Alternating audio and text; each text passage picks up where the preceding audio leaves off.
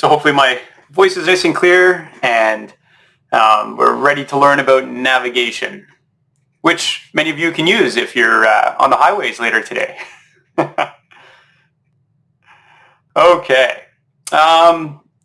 So that kind of got us caught up from last week. And this week, things that I want to talk about. So number one, assignment number 2, just sort of your prototype application. A jokester, yeah, some would say. I did extend, hopefully you saw my email on this and the updated assignment. I shifted it to be due, I think that's Sunday, just because I've received a few people that seem to be, maybe have left it a little late, and I don't normally do extensions. I think most of you had me before. I don't really typically believe in them, but I thought in this case, I'm not going to be marking these too much over the next couple of days, so I thought I'll give you to Sunday. If anyone's submitted and feels like, well, that's not reasonable, I put so much into it, I want to add more or something, I'm not going to mark them before Sunday. So if you want to keep tuning them on your GitHub, that's fine.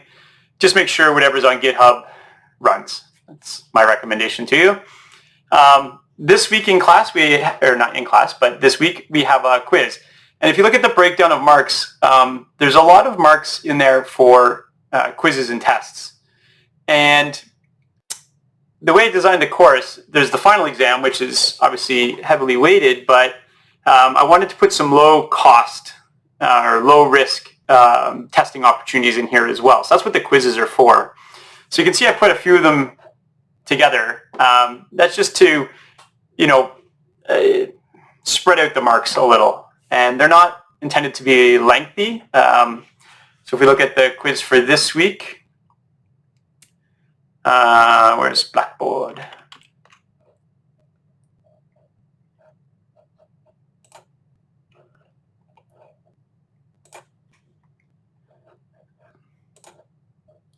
So the quiz for week 9, I said there's 17 questions in here, and I'm giving you 30 minutes to do it. So I do recommend that you practice some of the stuff we've been doing in class and make sure you understand what you're looking at. But for the most part, I give you snippets of code and then say, what does this do? And give you 4 options. They're all multiple choice. And I've written in here that you need to complete it by November 17th, which is just under a week from now. I technically launched it yesterday, so it says you have 7 days to complete the task. It's reasonable. Are the quizzes similar to the final exam? Well, in a quiz, I'm assessing your ability to read the code. I'm mostly giving you code and asking you to tell me what it's doing from a small list. So I would say from a complexity perspective, the quizzes are pretty easy. The final test will be a practical final test. So the final test or final exam, whatever you want to call it, in that I'm going to be giving you a programming challenge and asking you to build it in Android.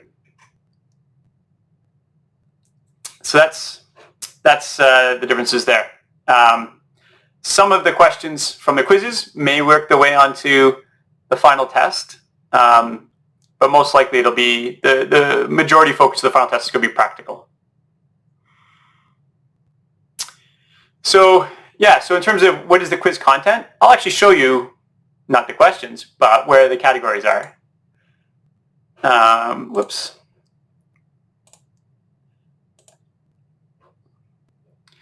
So what I did is I built out a bunch of test pools.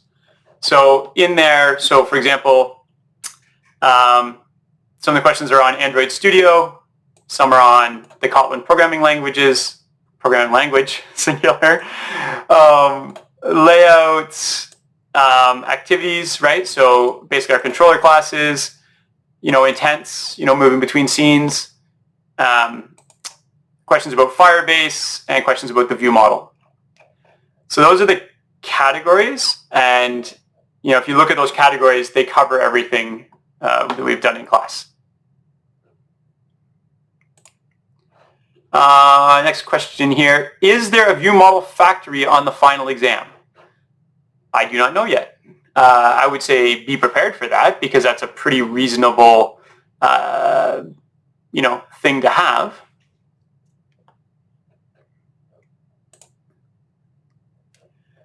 But what are we? We're week 9, right? So you got 5 weeks, 5 weeks to get your mind around all that.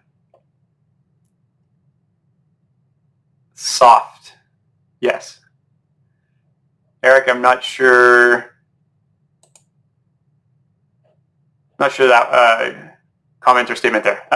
Anyways, so in terms of things coming up, we got assignment due 2 this weekend.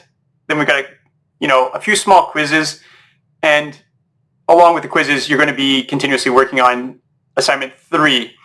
So the idea of assignment 3 will be basically taking assignment 2 and any feedback I may give you and updating it, and then getting it deployed on the Google Play Store. So the reason that I've been teaching the deployment early is the Google Play Store takes a few days to a week or so to get the code approved.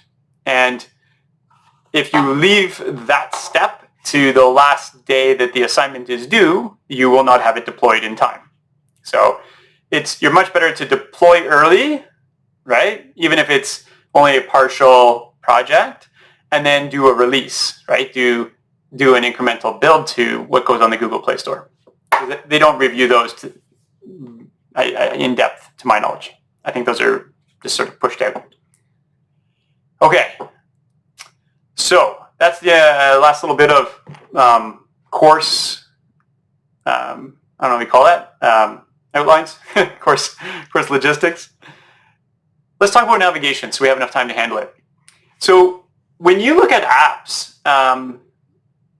any of these mobile device apps, they actually, well, anything probably browser-based, they all have some form of navigation to get around the application.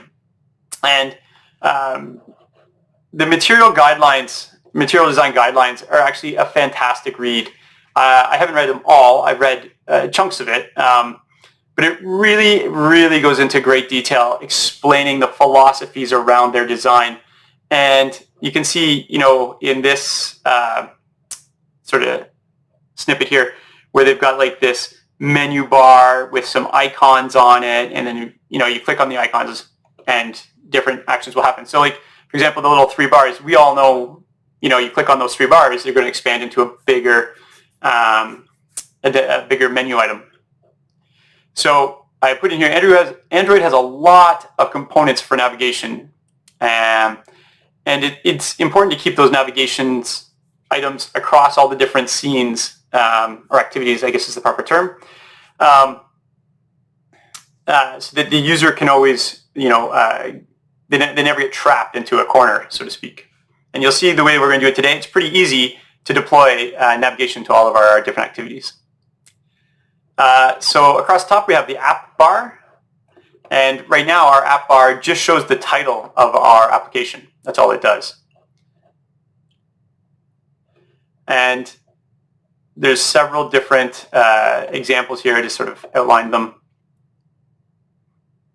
There's something called the navigation drawer, which I'm not going to do in this class, but if you are interested, there is a pretty good tutorial on LinkedIn Learning. I forget the name of the gentleman that does it right now, but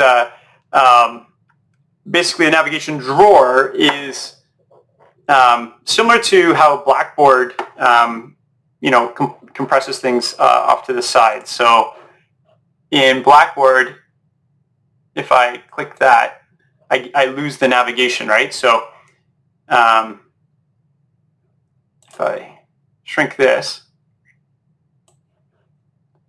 right, it's still useful. I can still see all my different weekly information, but if I want to see my navigation, I would just click on the left and out comes my navigation. So Android has a similar type of functionality. The difference with the Android drawer is it actually will come right over top of your content. So it looks like a drawer just sliding out and it slides back in. So that's one of the navigation options. So we have top navigation, navigation drawer. You can have navigation at the bottom of your application as well. Same idea. Oops. You can have tab navigation.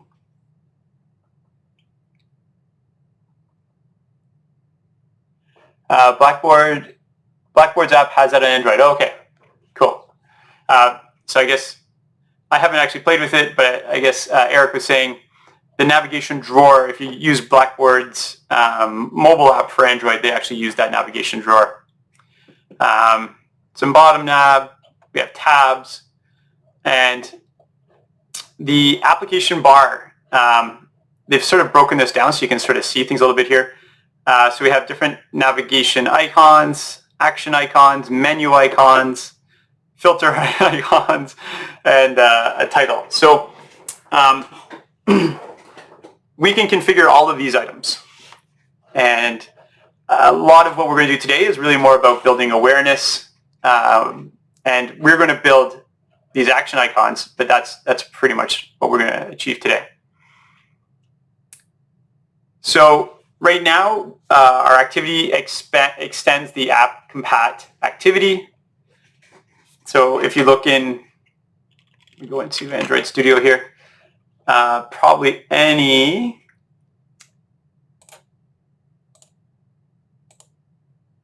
let's go to, I don't know, main. So you see our main activity in any of our activities extends app compat activity. And with that comes themes.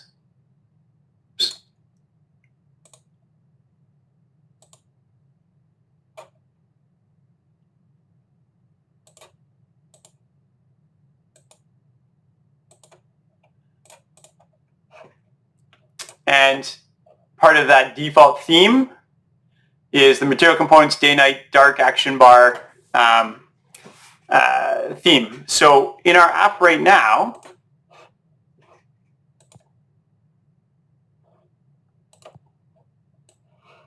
this is what we have. This is the dark action bar across the top. And so what we want to do is, sorry, just getting my notes ready here. We want to change that to a different type of action bar.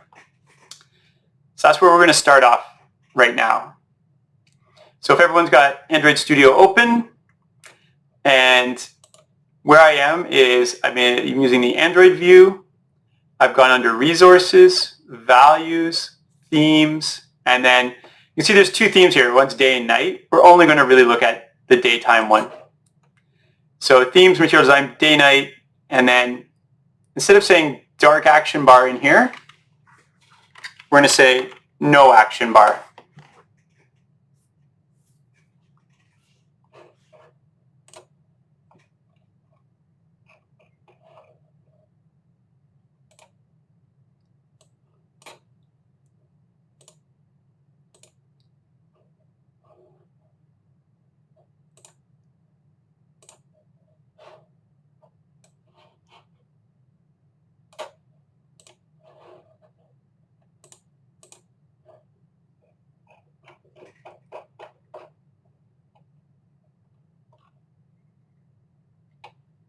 Okay. Sorry, some of these tasks you don't use them every day, so I have to keep some detailed notes available here. So if we run our app now, so this is what it looked like before, and it had our name up here of our app.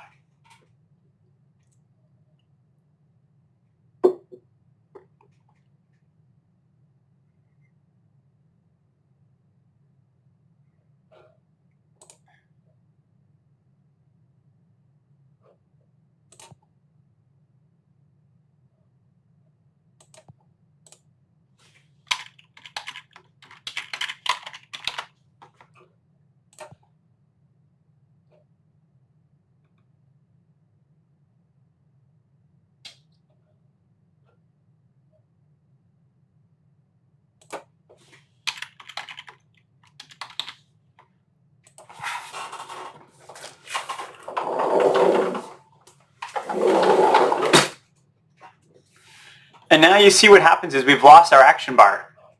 Okay? So we're going to create our own custom one and include it in there now. That's how we're going to work around this. So to do that, we're going to create a new Android resource file.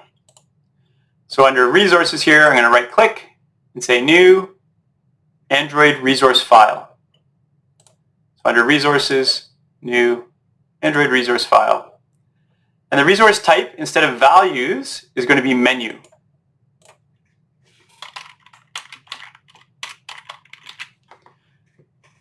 It's main menu. We'll hit OK, and I'll add that to Git.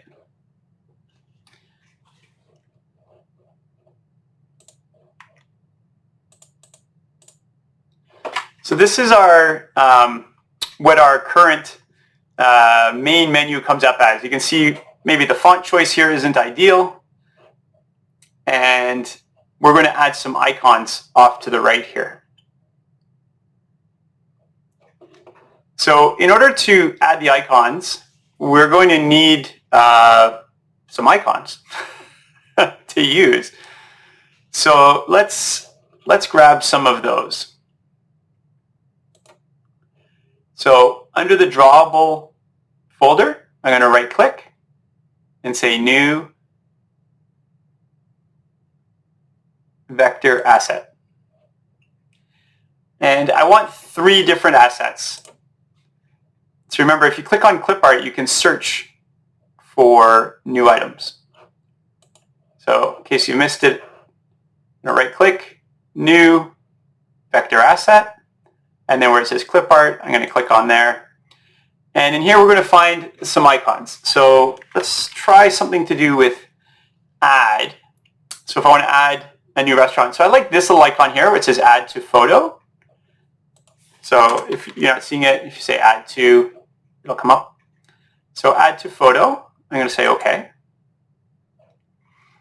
And I want the color to be white because we have a dark background. So I think in hex, that's just F, F, F, F, F, F, F. There we go.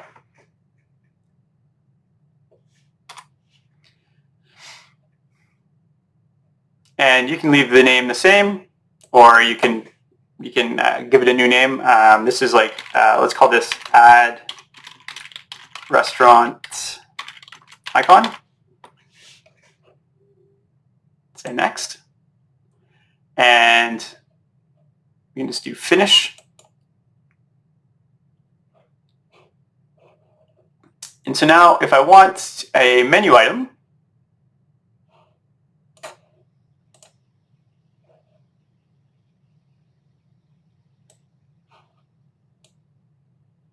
oh, no, that's not what I wanted, sorry.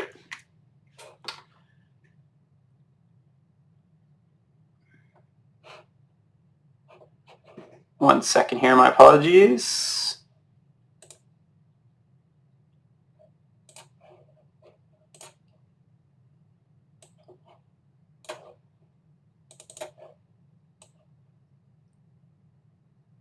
Right. Okay.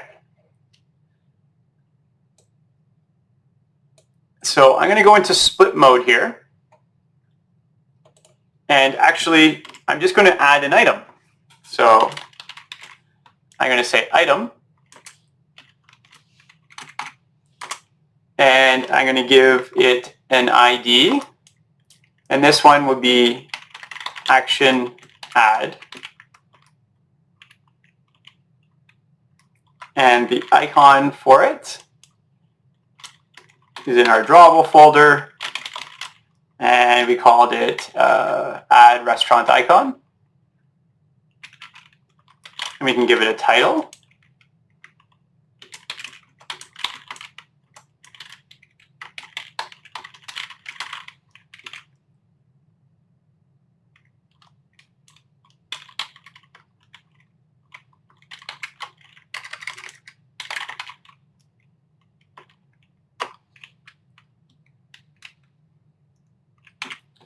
So you see what it did here is it added the icon if there's room.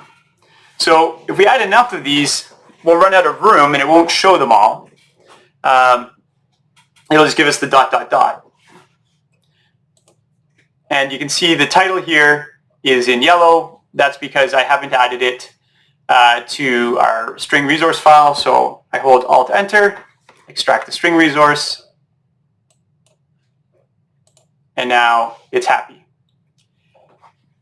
So we're going to need another one of these for a list. So I'm going to go to my drawable folders, same pattern. I'm going to create an icon, and then I'm going to add the item. So I'm going to right-click, New, Vector Asset. I'm going to click on the clip art, and here I'll get a list. I kind of like this one, right? Sort of looks like our list of restaurants. So I'll say OK. And the wind's howling outside my window here. So I can just see like leaves flying everywhere. List icon. And again, I've kept the color as white.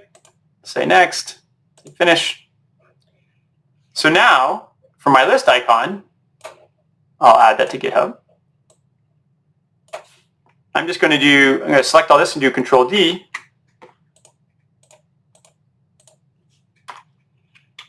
And I'm going to say action list. And my drawable, my icon, is now the list icon. And here, instead of adding a restaurant, I'm going to view restaurants and Alt-Enter to extract the string resource. Okay, see how we're starting to get some navigation items up here?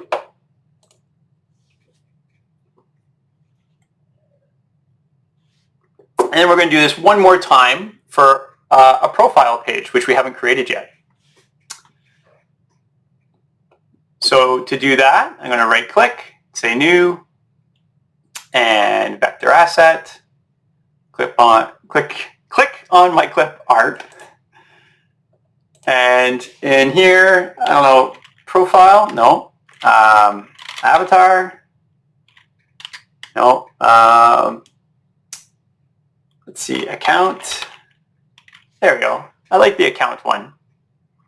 Because it's kind of square, and these item ones we have are square, so I'll take the account box. Should I give it a name? Oh. Profile icon.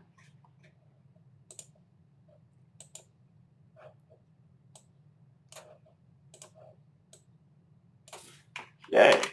Copy, paste, and this will be action profile, which again, we still need to create that page. And our icon is going to be the profile icon. And our title will be View Profile. So now our application is starting to look a little bit more like something. Person also brings up the little account box there. Okay, so save all. Let me just push this to GitHub.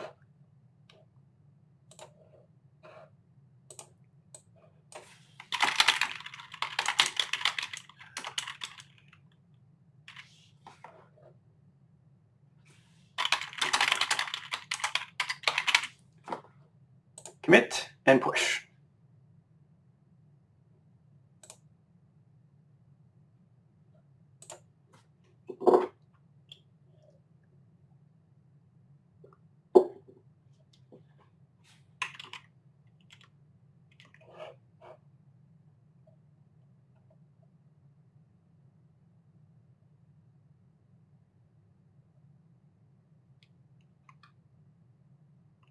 Okay. So our next step here, we have this menu item, but it's really interesting how Android's designed this. And again, they've done a great job of architecting this where they really do, split things out.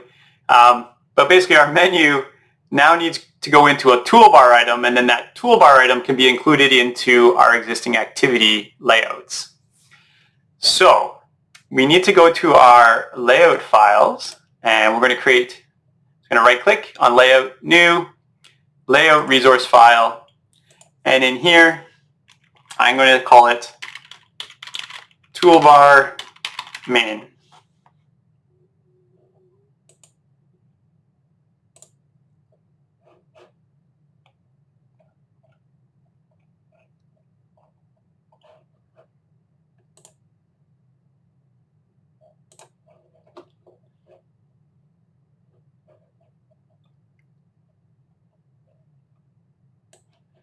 My chat's overriding some of where I'm looking. Okay, so in our toolbar,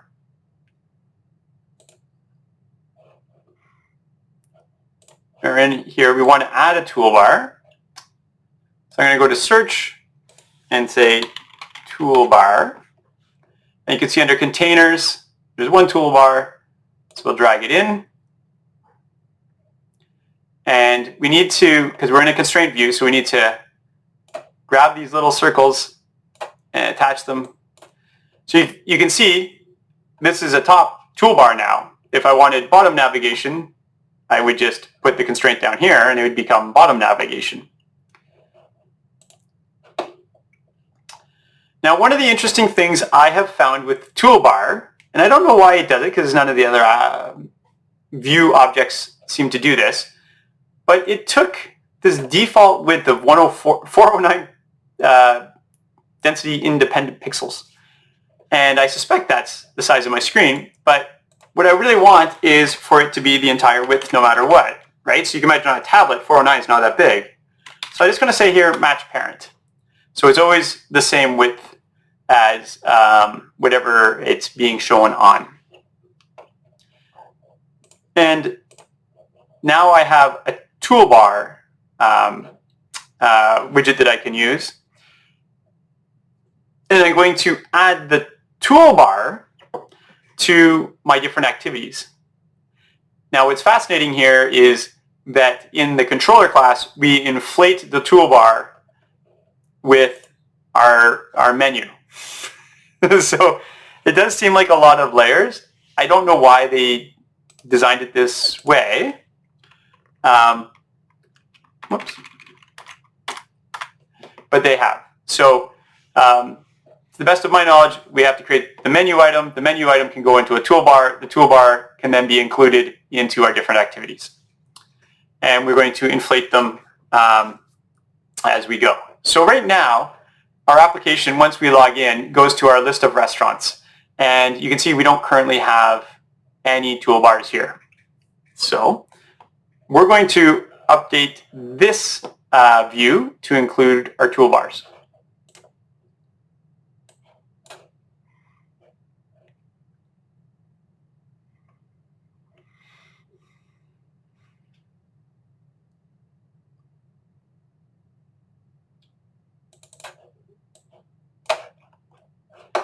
So that's our grid activity. So I'm going to go into my resources, layout, activity grid recycler. Okay. And you can see no toolbar present here. And what we're going to do is we're going to say include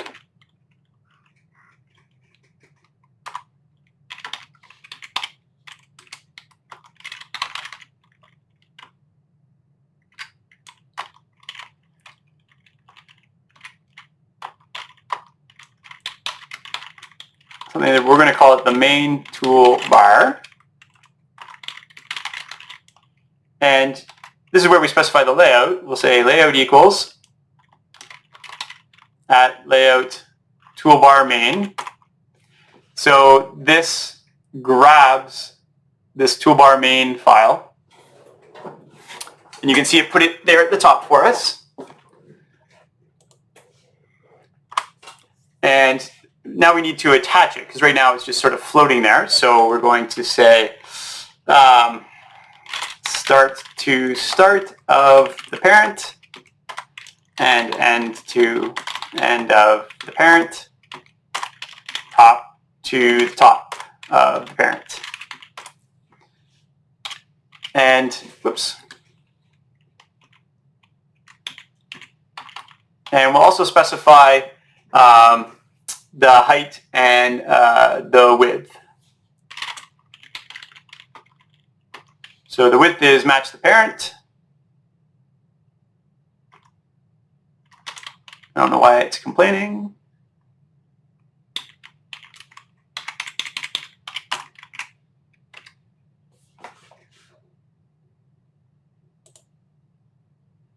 Oh, it also just wants me to set the height, so that's fine. And the height, I'll say wrap the content. We're getting close. So now we've got our toolbar at the top. But what you can see is our recycler view here, or a text view, and then underneath it's a recycler view. This says constrain the top of text view to the top of the parent. Well, I want it underneath my toolbar.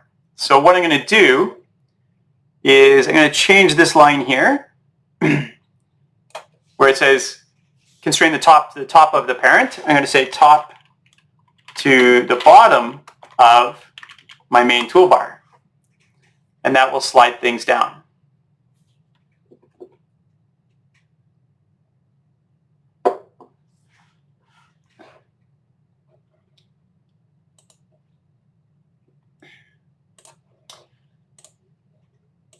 So we have a toolbar, we have a menu item, and what we need to do now is in the controller, we're going to inflate the toolbar with the menu items, and we're going to override the methods for those menu items so that we can move from scene to scene to scene. Pretty exciting, right? The group's chat. The chat is quiet. I haven't struck a competition between Eric and Lindsay recently enough for there to be some chatter. Okay, so just keeping up. Was catching up. All right, thanks, Miles. He's having fun. All right, so the Java. So I can collapse these again.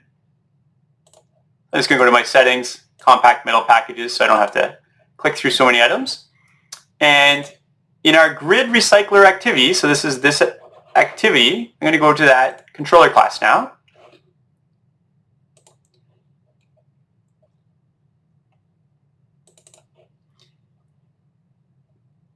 And we need to do a couple things in here. So if you remember, when an activity starts, the first thing it does is it goes through a life cycle. But one of the methods that's called right away is this onCreate. And that's, giving us our initial state. So inside of the onCreate, we need to connect the toolbar. So we're going to say set support action bar. And then we'll call our binding class and connect the main toolbar. And then we connect the toolbar. So that, what that's doing is it's telling this activity that this is the toolbar we're going to use for our actions, or our navigation, in other words.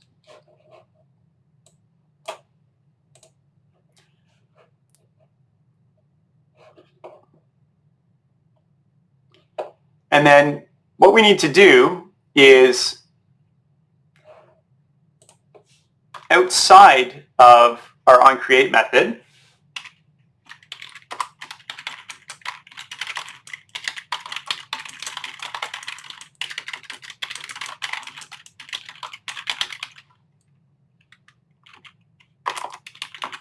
we need to add now, so remember, it seems like a needless amount of layers, but we have our menu item that we called main menu on the left, that's going to go into the toolbar, and the toolbar is inside of our activity.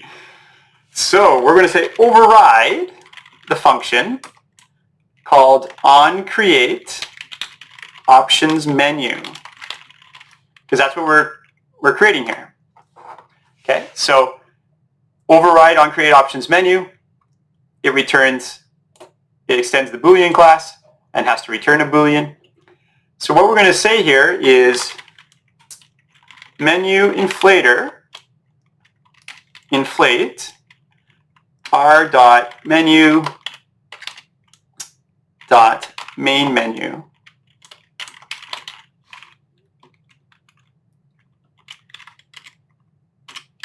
And because we have a menu now, we return true.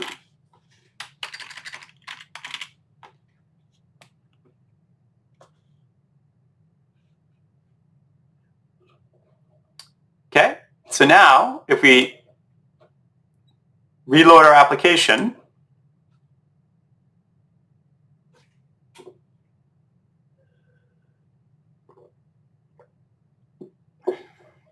let me move this out of the way in case you're trying to type that. My apologies.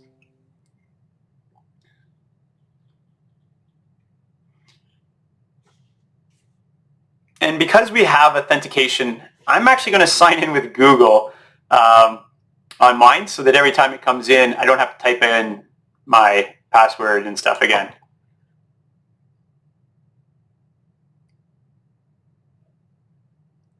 So now when it loads, you see we get our action bar at the top, and we've got our icons. Now when I click on them, nothing really happens. Okay, but now we have this visibility of navigation. So now what we need to do is tell the controller what to do if we hit these different buttons. And have I lost anyone? Is everyone still? Is it all still working out okay?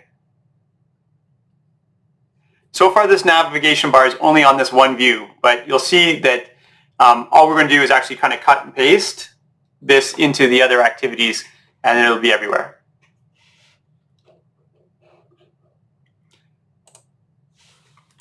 Okay, so this method here, add the menu to the toolbar.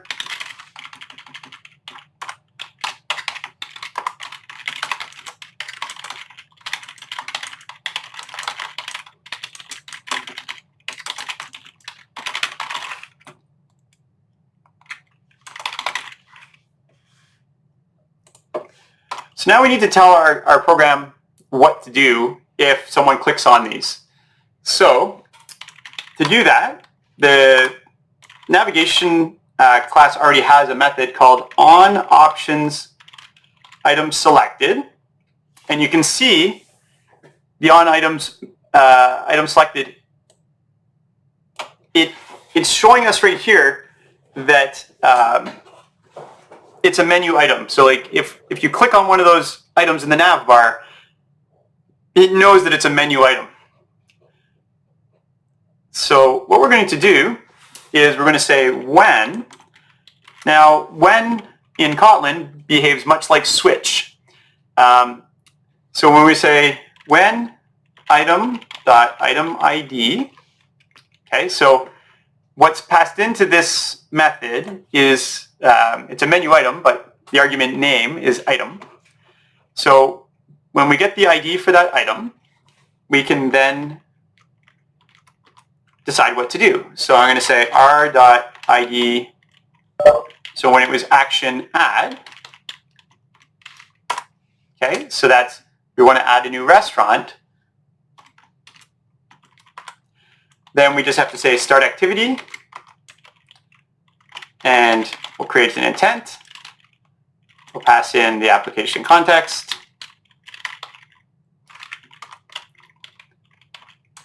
And the add is the main activity. And then we just return true. So I'm just going to add one of these to start, and then we'll add some more. So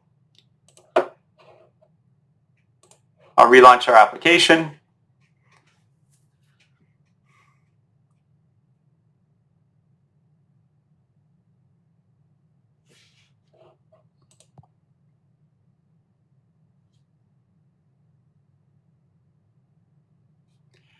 And so now it's inflated our menu, and if the ID of the icon is action add, it should take us to the main activity class. So I go up here, and if I click on it, it now takes me to add a restaurant.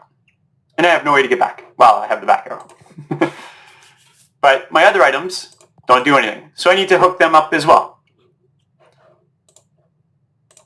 So the next one, r.id, would be the list.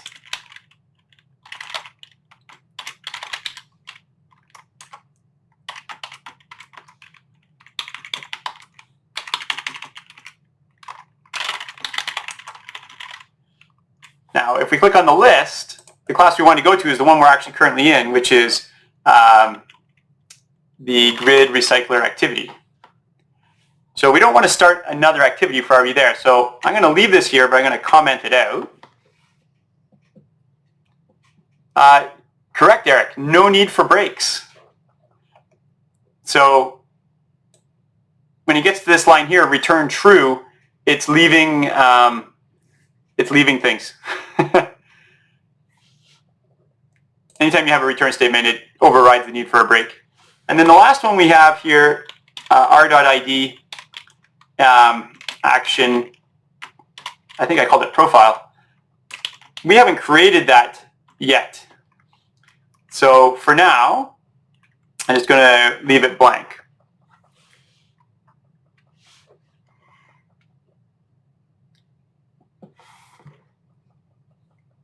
So we're going to time. This might be a good spot for a little break. And what we'll do when we come back is we'll build this a profile page so we can test all of our navigation on it. And then we're going to deploy this application across all of our scenes that are, or all our activities that are in use. So let's take, I think we took a longer break last time. So why don't we come back at 1:50, which gives us like a little bit of an 8-minute break, stretch your legs, grab a coffee or do whatever you need to do. And then when we come back, we will finish this up.